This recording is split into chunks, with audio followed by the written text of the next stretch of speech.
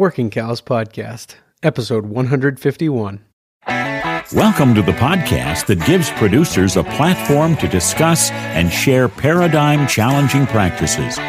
Practices that have increased the effectiveness of their operation and the joy that their families have received from this lifestyle.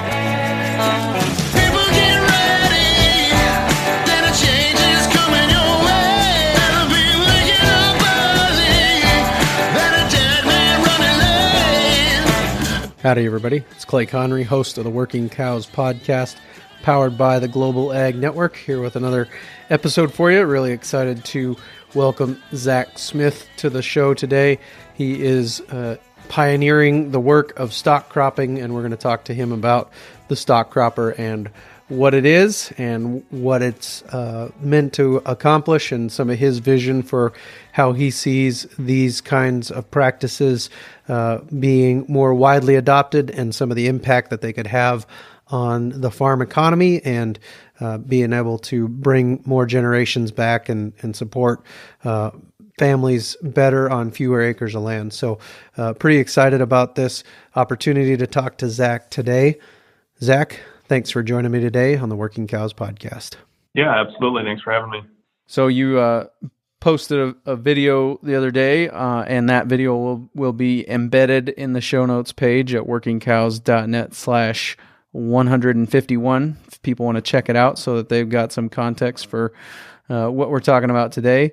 But this is a barn, I guess, or an implement, however you want to refer to it, called the Cluster Cluck 5000. If you want to describe that a little bit, what you've got going on there, and we'll talk about what problems you're seeking to solve with that tool. Yeah, so this spring, my partner and I came up with a new agricultural production system, I guess, called stock cropping. And what stock cropping is, if I had to describe it relatively succinctly, I would say that stock cropping is the intersection and cross-leveraging of livestock and row crops in the field happening dynamically at the same time. And so our setup is such that we have, if your listeners are familiar with strip intercropping principles, where you grow typically in our neck of the woods, it's like corn, 6 rows of corn, 6 rows of soybeans. And there's some benefits from that arrangement with increased light on the outside row. We decided, instead of growing soybeans, that we wanted to put livestock essentially in between those strips of corn, and for a bunch of reasons I'm sure we'll get into. But then, as you alluded to, we wanted to put multiple species of livestock to have a really biodiverse setup, distributing manure from multiple gut types of animals, so that we could rotate the following year back to corn or another crop in that zone, so that we've got a lot of natural fertility, reducing input costs. And so that's a really hard task to do. And thankfully, my partner, a guy by the name of Sheldon Stevermer, in this project, he's an ag engineer by education and also a very, very good innovative farmer in southern Minnesota. He and I sat down this spring and we designed a barn that you alluded to, called that we titled the Cluster Cluck 5000, which is kind of a fun name, as our beta test, to house multiple species of livestock and graze them across these strips in a sequential order that very much has purpose. So we have a leading front section with ruminants, mainly small, so sheep and goats that we have in front, and those are followed by pigs. And then about 3 grazing days behind, we have chicken tractors that trail behind. So that's in a nutshell, I guess, kind of a 2-minute overview of what our system is. Very good. Yeah, it's exciting stuff. I guess I saw when I was originally exposed to it, Jason Mock had sent out a retweet of your kind of debut of the barn itself, and in that debut you give a good walk around of the design of it and kind of what you're what your goal was in the design and how it all works. So I appreciate that. And I've talked recently to Dr. Alan Williams, and we were talking about soil health, and I said, you go to a farming conference and they talk about the 5 principles of soil health, and the one that generally seems to be the most challenging for the row crop guys is the integration of livestock. And so is that accurate in your understanding and in your experience? And how are you going about solving that through this practice of stock cropping? Yeah, so the integration of livestock is tough. Most row crop farmers, I should be careful how I state that. A lot of row crop farmers in Iowa, used to have livestock integration as part of their whole farming operation, and my dad's operation was one and the same. We had livestock till the early 90s, pigs primarily, and then we got out. And because the choice then was either start building confinement barns or get out, and so he chose to focus on crops, and that kind of set my path in motion as well, along with I'd say probably a majority of row crop farmers, at least in my local area here. And so we still have livestock on the land. We've got lots of hog production here locally, but the challenge with modern day hog production is, well, there's several challenges, I guess, in my opinion. But from one of the biggest, most obvious things I see is the manure distribution and allocation, the scrutiny from the public on that, having the time and the setup to apply it properly to the land, and there's negative attributes that have come, especially the last couple of years with the wet seasons that we've had, and so. I've had opportunities to jump into that arena over the years, and I've never been really that interested, primarily because, the way the hog industry is set up, there's just not a lot of ownership left. You're kind of a serf for, for the bigger companies. And I just wasn't interested in that. So those were kind of some of the factors. We wanted livestock back in, but we really weren't interested in how the livestock industry is set up right now to play into that. And so we thought, let's figure out a different way to align things where, the animals can lay the manure out, and it's a lot more efficient, and design it in a fashion that builds upon soil health, as opposed to the opposite of that. And so those were a lot of the the features, and locally here we have a lot of hog production, but we don't have a lot of other things. And one of the things I was interested in is I very much wanted to get multiple species of livestock. I've done a fair amount of reading on the benefits of the different gut biomes of different livestock species, and I wanted to create a system that injected as much of that diversity as was possible. This first year we started off with small animals in general, so small ruminants, and then the pigs and the chickens. But we had to start somewhere, and I know you probably have a lot of cattle people in your audience. It didn't really fit this first year, but it very much is on my mind to try to figure out in this system we've created, possibly how to incorporate them as well in the future. So. Do you have any more to say about why those specific species were chosen? I mean, from what I see, a lot of guys doing pigs out on pasture, the benefits that they are getting are as much from hoof and rooting action as it is the manure. Is there more to the selection of those specific species other than size and gut biome type being ruminant and I don't know, whatever a pig is, and then the chicken. Yeah, monogastric. No, I wish I had something more to expound upon that sounded awesome. But the reality is that my partner Sheldon, he's still one of the last independent hog producers in southern Minnesota from farrow to finish, and he knows a lot about pigs. I've raised pigs and butchered my own pigs for the last 10 years as just kind of a side hobby with a few pigs every year, and then the same with chickens. So I know pigs and chickens, and I know the least amount about sheep and goats, but they were the easiest thing to acquire and fit into a mobile pen to figure out how to do that. We needed a lawnmower species, and so we got some sheep and goats out front, and that's kind of how we, but that's the thing, like, we're not set on that. It's just the first year we wanted to have, at least 4 different livestock species working through these strips, and that's what we settled on, but we're definitely open to other options in the future. Sure. And so let's break down kind of how this implement, how the Cluster Cluck 5000 moves across the land, as far as what are the sheep and the goats accomplishing for you, what are the pigs accomplishing for you, what are the chickens accomplishing for you, who's eating what, what kind of crops are planted, are these all annual crops that they're grazing through, I'm assuming, so you can come in the next year with corn.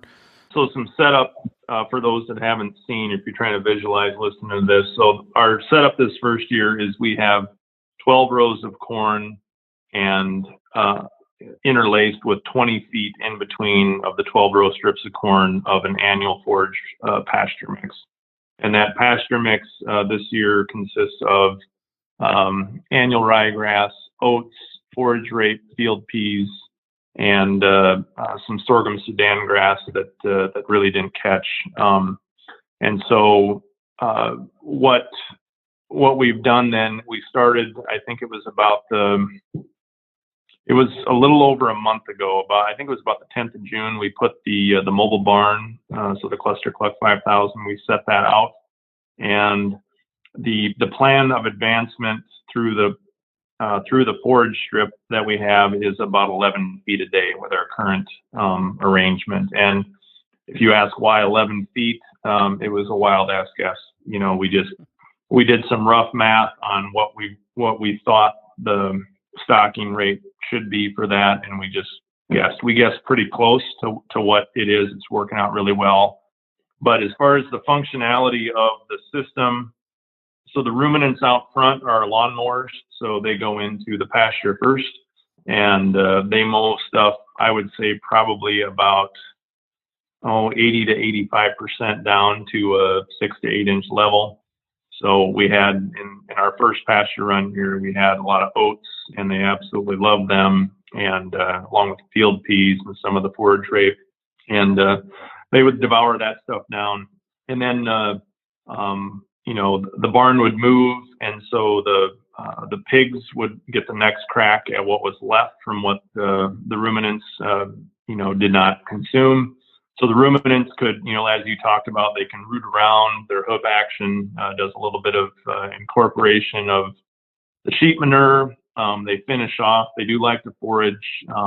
However, we do have the pigs on a full feed ration inside of the barn unit itself. So they're getting a combination of forage and a normal, hog finishing feed ration. And but yeah, their purpose is to kind of finish off the majority of the vegetation.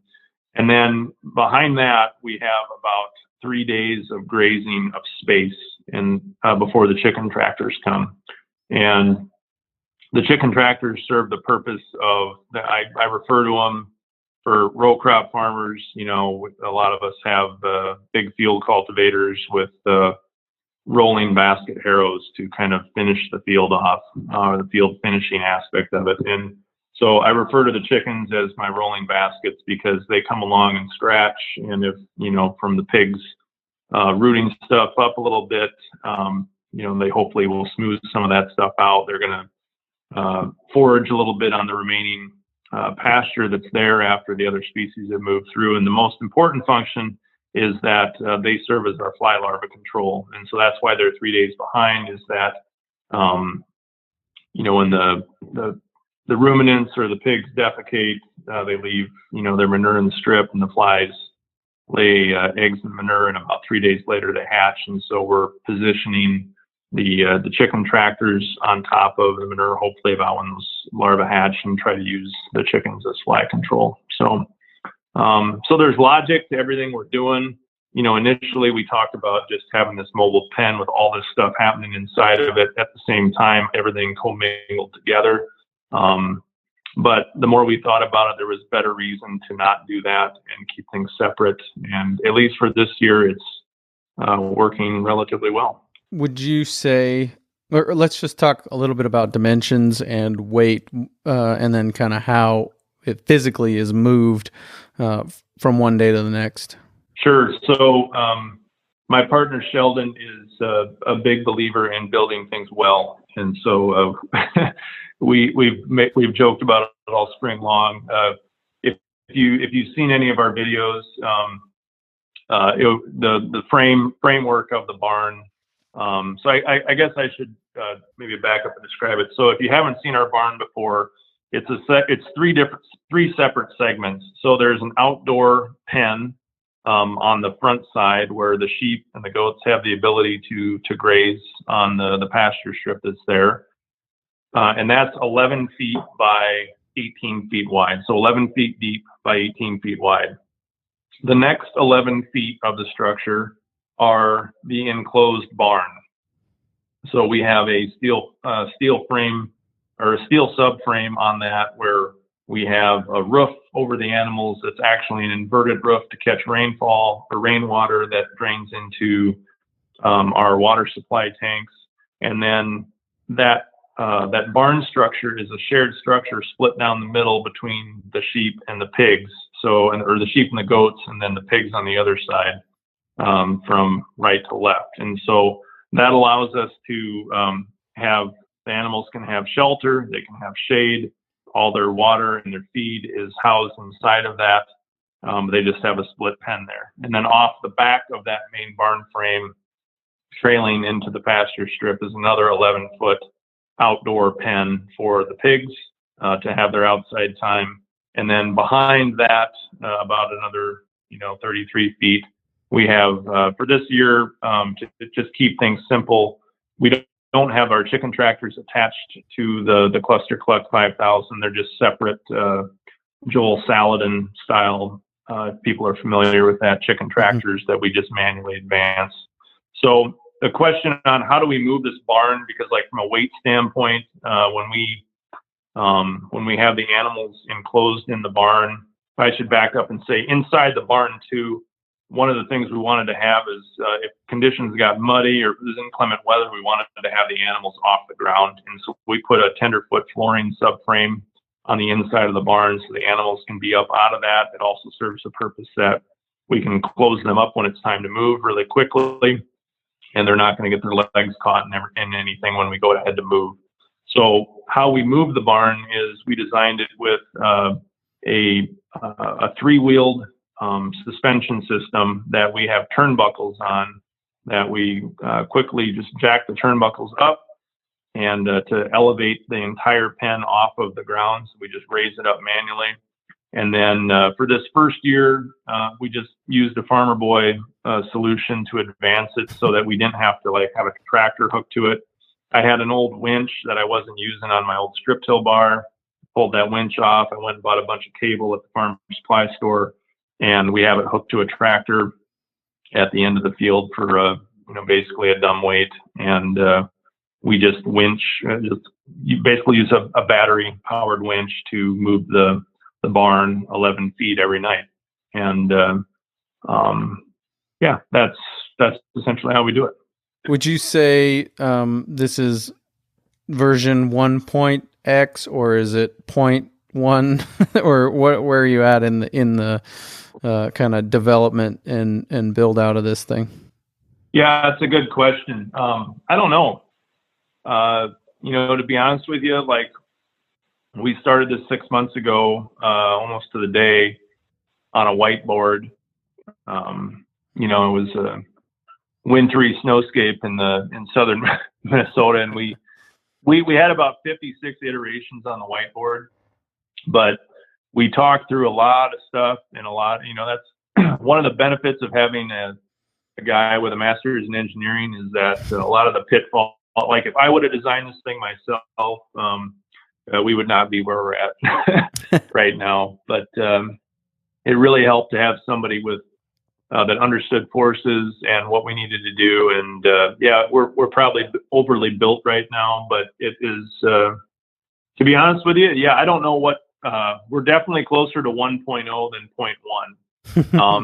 One of the things we talked about when we, because we're basically trying to build a 4-ring circus and put it in the middle of a cornfield and have it advance. And so it's not a simple thing. And we kind of knew we were, pretty nuts trying to pull it off. But like, honestly, I went into it, I told my partner Sheldon, and I said, listen, we're going to have to be cool with bringing the welder and the torch out and cutting this thing apart in the field once we set it out and redoing stuff, because we're not going to get it right. And quite honestly, we haven't cut and torched anything off of it. We've had to make a couple slight adjustments. But the biggest thing I think we would have to adjust at this point is try to figure out how to lessen the weight a little bit. Not that that's a problem, but I think if we're going to manufacture these things, we need to make them a little bit more lean than where we're at right now. But I think, like, I guess the long answer to your question, but closer to version 1.0 than 0.1. Do you anticipate the automation of the movement being something that future purchasers of a stock cropper or a cluster Cluck 5000 would they be responsible for that, or are you guys going to think about, or is that on your radar as far as automating that movement? Yes, it's been on the radar since day one. We, for this first year, we had so many problems to solve, and we were only going to make one barn. We just wanted to keep things simple and within our control and within the timetable we had to get this thing launched. Keep in mind, when we came up with this in the middle of February this year, and we launched the barn the first or the second week of June. So there was a lot of things that had to happen in between then. But yeah, so to answer that question, yeah, it's fully our intention. Actually, we were working on it this morning. Our full intention is to have this thing be a solar powered battery or solar power battery pack on board with electric wheel motors that advance this thing autonomously. Wow, cool. So literally, the idea is that you could have, my fantasy is that you have an app on your smartphone and you can say barn 1, advance now, and it would sense the corn on the outside rows and so it doesn't drive into it, and it would be a completely, or I shouldn't say completely, a relatively autonomous advance. And I think if this stuff is going to scale, you've got to have that capacity, and that's fully our intent. Sure. Yeah. Thanks for going there. Let's talk about scale. What is the vision for that? Do you think this is the right size and right number of animals and all of those things? And then it would just be duplication across multiple rows on every farm in America, honestly. Well, yeah, that's a good question. This is another topic. I'll just hit on it. Maybe we can come back to it. But, I think there's going to be two paths in agriculture in the future. And one's going to look similar to like what we're doing here. I don't know if it'll be exactly that, but I think we're on the right path. And the other is going to be to, really scale up. And, for me, success in this model is I wanted to develop a system that, you're able to make a good living for your family off of a couple hundred acres instead of a couple thousand. And so scaled up production. I was working actually on some modeling, some economics this last weekend around it. And, scaled up to me would be, if you had an 80-acre field, which is kind of a common denominator here in Iowa. If you had an 80-acre field, there'd be potentially 30 barns on that with alternating strips of barns and corn soybeans every 20 feet. And the 20-foot denominator is such where it's kind of you still have the benefits out of the strip intercropping effect, especially on corn. Once you get kind of wider than 20 feet, the benefits of that start to go down. And I think from a barn design, if you get much wider than that, it's tough to build something that has pens that, hugs the ground contours well enough so that you don't have pigs getting out, rooting underneath things, just the practicalities of having livestock out in the middle of a cornfield. It's a bad day when they can get out. And thankfully, we haven't had that yet. Let's talk a little bit about the land. Are you, and I think you can totally correct me if I'm wrong, but I'm guessing that the true benefits will be seen next year. But are you happy so far with how the land leaves after pigs, or after goats, sheep, pigs, chickens are moved on? Yeah, it's awesome. It'd be more awesome if we had rain here this year to see really truly how it reacts. Because we've moved. I mean, the last month I think we've literally only had about, I don't know, maybe a half inch of rain, and so it's really not representative of what Iowa is in June. So I'd like to see that a little bit more. But as far as like the wake of, a lot of people when I first launched it said, "Oh, your pigs are going to destroy your strips," and it's there was a lot of naysayers on it, and that's fine. But no, we really haven't had that issue. The only rooting that we've had up to this point is where we've had leaky waters, and the pigs naturally, when they sense that moisture, they want to get down and cool off in that. And we fixed some of those problems. So no, I mean, I think so far it looks great. We have this first year we set up 3 different strips that we were going to graze, and they're about a little over 300 foot long. And yesterday we got through our first 300-foot pass, and so it looks good right now. I mean, it's clean. There's not a lot of weeds coming up in it, but we haven't had any moisture either. So my hope was that the pasture mix would grow back, but we just haven't had the moisture to do that. So we may do something else in that strip once the barn totally clears it. We may plant some warm season species, and maybe we'll do a fall hay crop, off of that strip or something similar to that. Next year, what would go on the strip that the Cluster Cluck 5000 was on this year? So yeah, the intention would be, we'd match that back up with either just straight corn or corn and soybeans.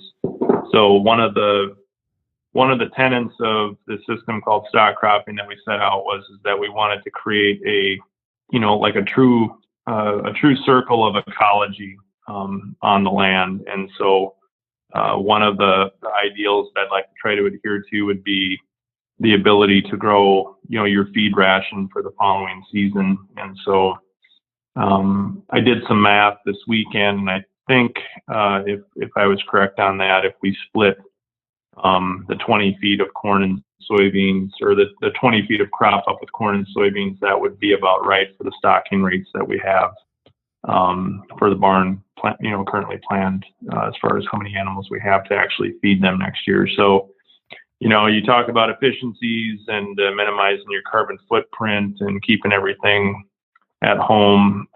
That was definitely a driver that we wanted to be able to claim when we came up with this. And so that's kind of like I said, we've had a lot of different iterations of this, but this is the July 15th iteration of what, maybe next year looks like. Sure. And so some of the other benefits that you anticipate getting would it be a reduction in the use of fertilizers and herbicides, or is that not part of what you're going for? Yeah, that's a really good question. We don't know. I think from a fertilizer standpoint, yes, definitely. We know that there's a lot of nutrient value in what our animals are laying out. One of the things that I have to do yet is I need to do some calculating on the manure load that we're putting out to make sure that we're not too hot or too light as far as maintaining that. But I'm not overly worried,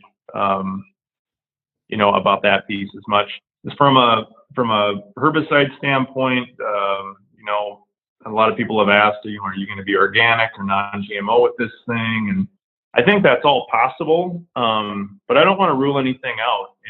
And I don't want to be a purist on one side of the fence or the other. There's a lot of things with that agriculture is produced, and from a technological standpoint, that I don't know if I want to rule out from this system that helps enable us do some of this more regenerative, sustainable stuff. And so I don't know that I want to say, at least yet, that we're herbicide free. I think it would benefit us from an economic standpoint in the system if we could, make those claims. But I don't want to rule that out one way or the other right now. The critters themselves, what is your anticipated market for them after the stock cropping is over, after the Cluster Cluck 5000 is in the wherever it goes for the winter? Yeah, to its magical hibernation lair. So one of the things that got my my mojo going on this project is the fact that I think I alluded to it earlier, that I've butchered my own meat for the last 10 years, both pigs and chickens, and I've kind of, especially on the pig side, I've combined that into kind of a communal event with invited friends and family together, and we get together usually around Thanksgiving, either before or right after, and we have a big hog butchering event, and it's really been fun to see, especially people that aren't familiar with agriculture, come together in that and learn about where stuff comes from, and actually cut an animal open and harvest meat and learn about all the different cuts and making use of the full animal rather than just going to the store and buying pork chops, right, or T-bone steaks. And so that spirit of that experience over the last 10 years or so has definitely fueled my aspirational direction of the marketing of this piece. So this first year, we don't have necessarily a set strategy yet. We're going to have probably about 200 chickens to sell, 10 pigs. I think right now 5 sheep and 2 goats to market. So I don't think with the eyeballs that we have on this right now that's going to be much of a problem. However, if we're to scale this up moving forward, it's going to be something that is much more aligned with direct to consumer. I've got quite a few different ideas around strategies on how to do that, but I'm very much interested in connecting, bringing more value back to the farmer by getting closer to the consumer rather than further away. And that's a really difficult thing to do, especially if you try to scale it up. I'm fully aware of those challenges, but I'm not going to shy away from what's hard. Any surprises, any unforeseen challenges, any unforeseen benefits or wins thus far with this experiment? Yeah, I mean, there's been, I don't know, it sounds kind of crazy, but since we put it in the field, we really haven't had a lot of challenges. We haven't, I think a lot of folks think if you have animals outside that you're going to have a lot of predatory activity, which is totally possible. But, we designed everything to try. I mean, the last thing we wanted to do was to go on Twitter, announce a new farming system, start a YouTube channel, a Facebook page, and then have coyotes, clean us out on day 2. Mm-hmm. So we put a lot of thought and several iterations in design to make sure that would not happen. And so, we put some predator aprons around our chicken tractors, so stuff won't come up and burrow along the sidewall. I mean, I've lost chickens to mink before when I've grown them myself, and raccoons, and we tried to build everything as best we could, knowing what the risks were, from that standpoint. But so we haven't lost any predators. One of the fun things was we designed, for those of you or for folks that look, we designed the roof of the barn to be an inverse roof style so that it collects rainwater rather than sheds it off to fill our waters. And that was really fun. We went out the first night, we got a thunderstorm.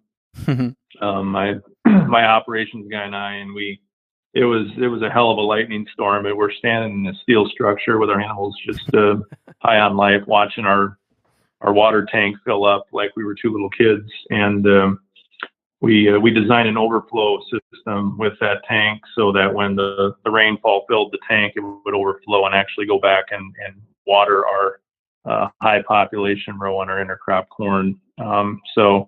And that all worked the first night. It was, there's a couple good videos of that on Twitter for those that want to follow me on that and want to go back and see us about get hit by lightning and fill water tanks for animals. But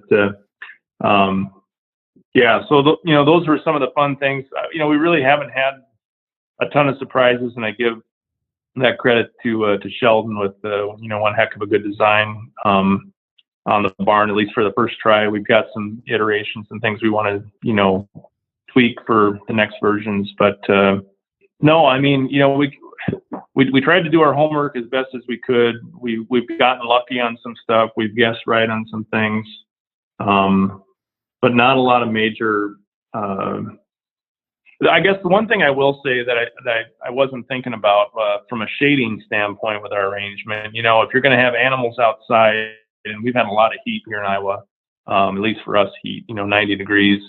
And but you have something in Iowa called humidity, which I'm not familiar with. Yes, that is miserable. Yeah, we have a lot of humidity, and so it's important to have shade for the animals, and that's why we wanted to have a solid structure for them to be in. But one of the cool surprises is that we kind of grew our own shade with the corn intercropped next to it, because now, especially as we get into July, the corn's 8 feet tall. And we get into the afternoon and we have this, and I talked about it in my last YouTube video and showed it, like we have this glorious shadow where the pigs can go out and still be outside in the afternoon and take advantage of the breeze rather than being in the barn, and and be outside in the pasture and still have shade without having another shade structure over top of everything, because the corn is providing that for us. So that was one of the things that we hadn't thought about up front that has presented itself. Very cool. Very cool. I can't tell you how exciting this is to me. And no offense to any of the row crop guys, but it's probably the first thing that I've seen that's made me want to participate in row cropping, because this is pretty cool. And it's really exciting. And I hope it does scale up, and I hope it catches on. What is your vision as far as that goes? Sounds like you're looking to take a product to market. You're looking to sell a better pig trap, so to speak, and see this kind of thing done on a bigger scale with you as the purveyor of these fine products. Is that accurate? I think roughly in a nutshell, yes. And what we're interested in creating is a system that puts more farmers back on the land than fewer. So that's one of the key tenets. We wanted something complicated enough that requires labor and know-how, but rewards people with the path to have a positive return on investment, versus the commoditization of the current paradigm that a lot of us are under right now, me included. So that's kind of our vision with the system. We want to do something that adds to farmers' lives, adds to communities. Maybe we create an environment where there's more local butcher shops and fuels economic activity rather than concentrates it in other places. So that's kind of big picture stuff. But yes, right now, if I had to guess, only being 6 months in, yes, we'd like to have the ability to manufacture and sell more cluster cluck 5000s or whatever the name will be.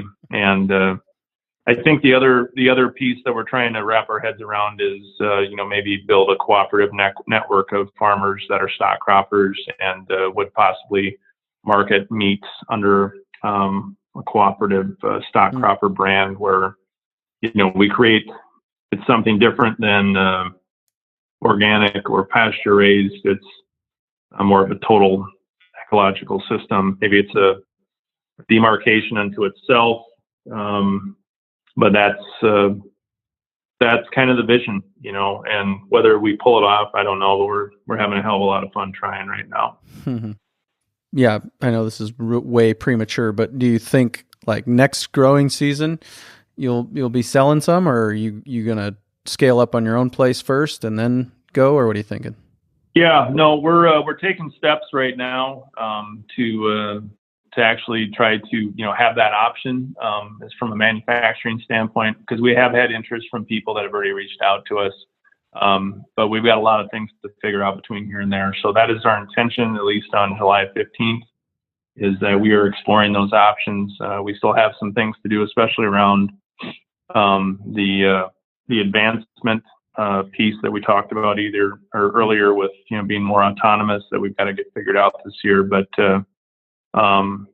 yeah, that's the plan. And as far as what we do next year, I don't know. It kind of depends on how much momentum and how things happen. Things have happened really fast in the last 5 or 6 months, and it's hard to say. But I fully intend on my own operation.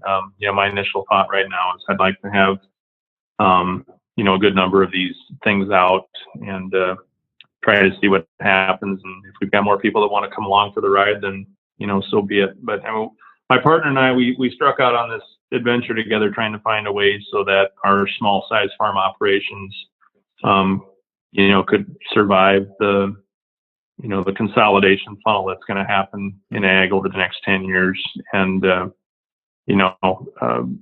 we weren't interested in becoming the next 30,000 acre farmer. Not that there's anything wrong with that, but that just wasn't our cup of tea. And we both weren't interested anymore in maybe necessarily having our output just be all of a commodity. We wanted to look for something that was more value added, something that was in demand, something that consumers wanted. Those were the drivers behind what we're doing. Profit over yield, so to speak. No, both. Even better. Very good. Very good. Appreciate that. I'm row crop illiterate, so this is all new to me, but I really appreciate what you're doing, and I really look forward to seeing where it goes from here. Great follow on Twitter, Facebook, YouTube. You go ahead, promote any of that, and anything else you want to promote. This is your time to go ahead and do that.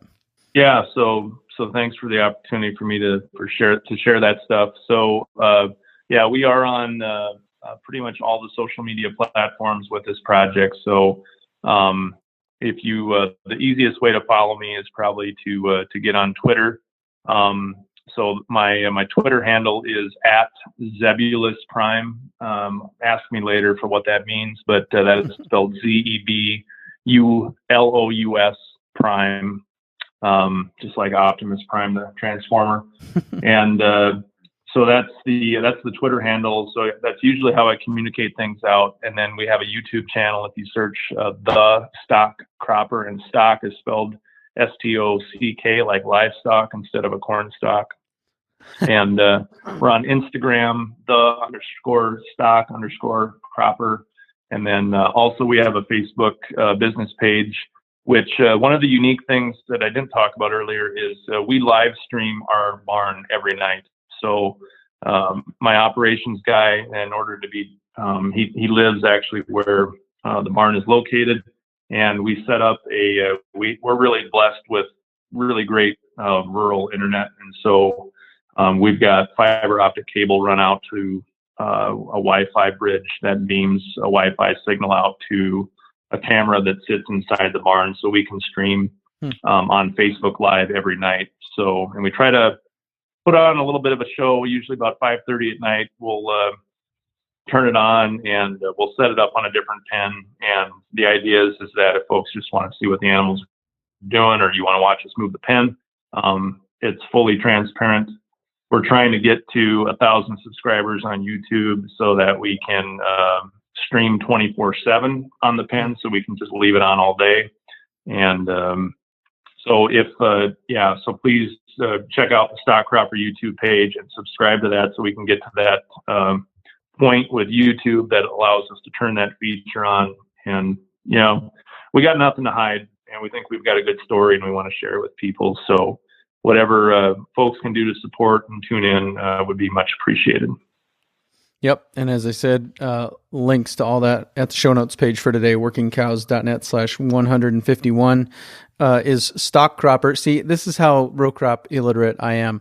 It didn't even occur to me that could be confused with STALK cropper. So, anyways, is that your term? Did you guys coin that? Yeah.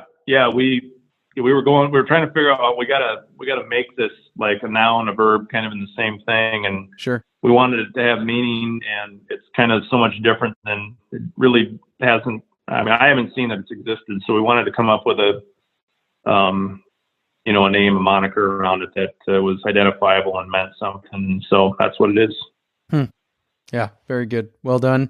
Thank you for your time today. Any giant nuggets we left on the table, you can feel free to share those as well. But no, this is great. It's my first podcast. Appreciate the opportunity to get on and visit with you about it. You ask great questions, and just encourage anybody that's interested or turned on with what we're doing to give us a follow. And we're going to keep churning and putting out good content. And hopefully we can have some fun. Very cool. Zach, thanks for your time today. Yeah, thank you.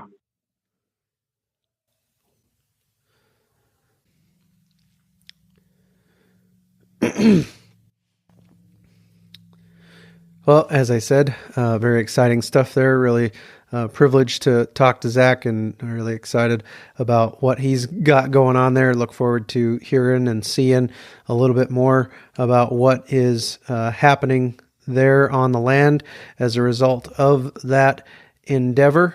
There will be a bunch of stock cropper links today at the show notes page for today, workingcows.net/151. If you're interested in that, there will be links to a recent article about stock cropping, and as well as some potential field days coming up, and some stuff that links to the social channels for you to stay tuned and see what they've got going on there. So check out the show notes page for today, workingcows.net/151. Coming up next week, we will be talking with Jason Mock, who was a guy who we talked about on this episode and has been a guest before on the Working Cows podcast. We're going to talk to him about some of the different things going on in the meat industry, and how he's venturing out, among other things, how he's venturing out to fix that. So look forward to that real soon, episode 152 of the Working Cows podcast. We invite you to visit workingcows.net to subscribe to the show via iTunes or Stitcher. You'll also find detailed show notes pages, resources from our guests, and the industry leaders who have influenced them. For more ideas on putting your cows to work for you in a more profitable way, tune in next week.